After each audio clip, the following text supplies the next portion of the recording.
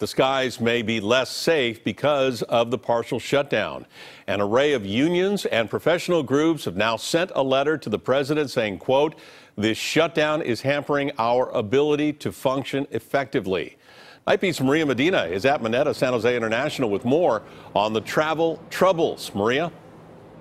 Well, this is the first day that air traffic controllers did not get paid, and they are worried about paying their bills. But they are also warning travelers that we could see delays that we saw in the 2013 government shutdown, when up to 6,500 planes were delayed a day.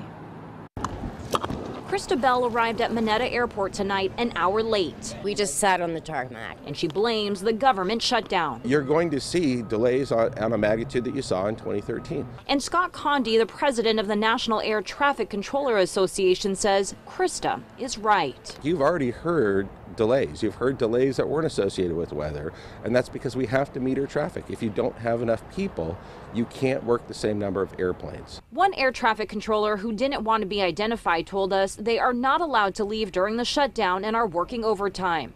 He also claimed some planes aren't being inspected. A union that represents thousands of flight attendants wrote a letter to the president today saying, quote, "Our members and the traveling public are flying within a system that is less safe and secure as long as the shutdown continues." We are highly paid professionals that will ensure that the people that get on those planes are safe.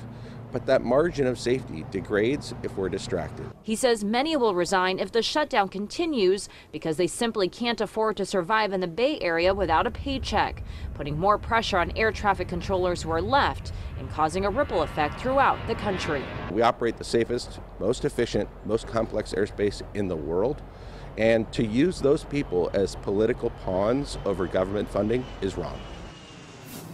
And an FAA spokesperson released a statement tonight saying in part, quote, "We are allocating FAA resources based on risk assessment to meet all safety critical functions." But that brings us to the other aspect of the story. The engineers for those air traffic controllers who fix their equipment, they're being told to stay home. And the training for new air traffic controllers has come to a halt. Live in the Night Beat, I'm Maria Medina.